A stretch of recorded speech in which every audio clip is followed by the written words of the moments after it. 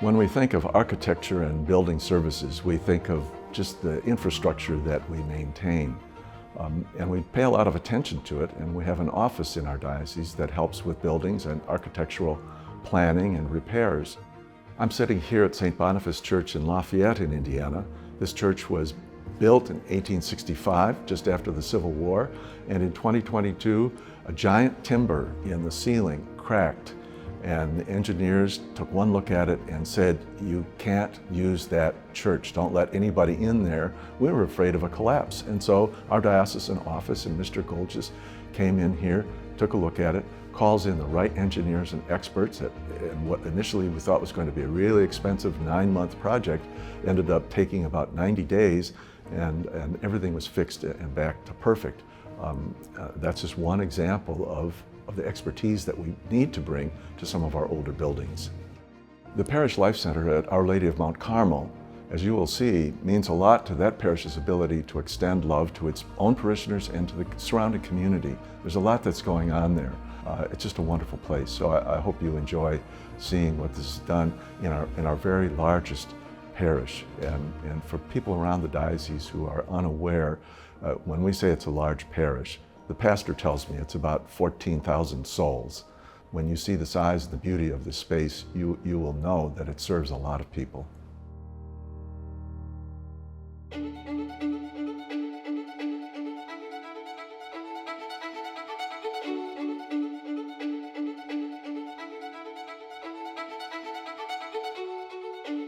The first step was a master planning process that we did several years ago to determine what were the needs of a growing parish in Hamilton County. We had to fortify our own discipleship by this Parish Life Center, which was a long planning process with the assistance of Andy Golges from the diocesan office. Me and the Diocesan Building Commission, which is a group of volunteer experts that have a lot of experience in construction, design, mechanical, electrical, plumbing, we like to assist in a project from the very onset all the way through ribbon cutting, I say. But we just try to make them the best possible bang for their buck. People in the wider community keep asking me, what's Our Lady of Mount Carmel doing now? And we're building this building specifically for the purposes of evangelization. Oh, for me, I was very excited when I first heard about it because the space before was very limited, and of course it was down in a basement. It felt like a basement. There were really no windows. It was very old and rustic looking, but then you'd come into the space and it was very old tables and old dilapidated chairs. And you did always feel like in this specific space that we're sitting in right now, that you were sometimes interrupting other things going on to get to the offices, some of the other meeting rooms. So I thought that it was very important, I believe the parish agrees, that we kind of draw this space into the open out there, this concourse behind us, which I think is the highlight of the whole building.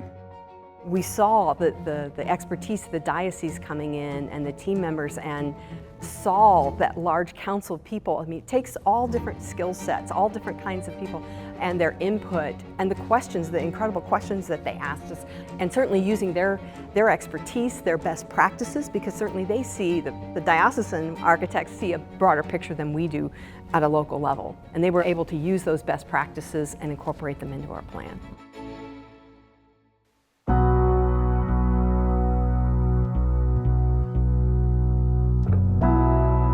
This new space has provided such beauty and such order.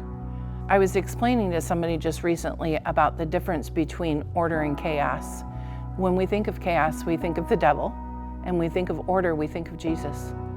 And that's the difference. It was chaotic. It looked chaotic. Everything was a mishmash. And now we've got clean, white lines, and open space where people feel welcome and are able to sit and enjoy. I've heard so many things about this space alone. Now we feel like we can show our love through our hospitality because we have a space that shows that we care and that we love them. This whole lower level here, where we have the privilege of helping run the OCIA Becoming Catholic ministry, and hundreds have been gathered here since we built it. And we had now the ability to do live streaming, recording. I mean, there's audio-visual capabilities that we never had before. We are hosting a lot of ministries right here. One of them is the prayer groups. We are having right now more space for them. Legion of Mary and Mary Ever Virgin group and a lot of others. So the love of God is in all of us, receiving every moment that we are meeting, crossing in the hallways, watching their faces.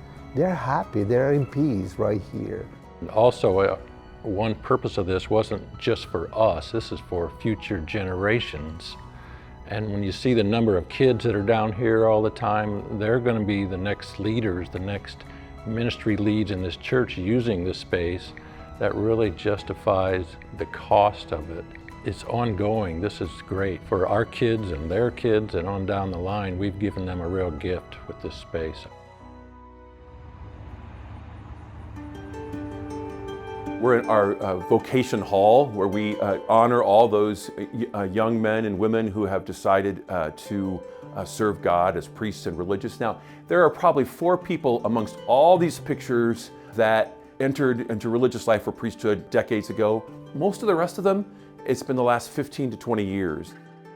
All of our vocations on that vocation wall prove the fruit of what goes on in our religious education programs, that so many people feel compelled after experiencing Christ, and for example, in our liturgies, our adoration chapel, and our religious education programs, to take a lifetime of service. And incidentally, it's not just those who are on that wall. There are dozens of people from our parish who are focused missionaries, who do volunteer corps throughout the world.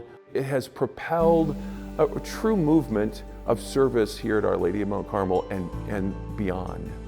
The CMA is so much more than a building. It's ministry in action. Have faith and know that each of you are making, if every one of us makes a small investment together, we're building the future. I'm very, very appreciative to the people that donate to the CMA to give us the opportunity to try to bring expertise to all these projects. Try to get ahead of certain maintenance projects that we were not reactive, we're proactive and things like that.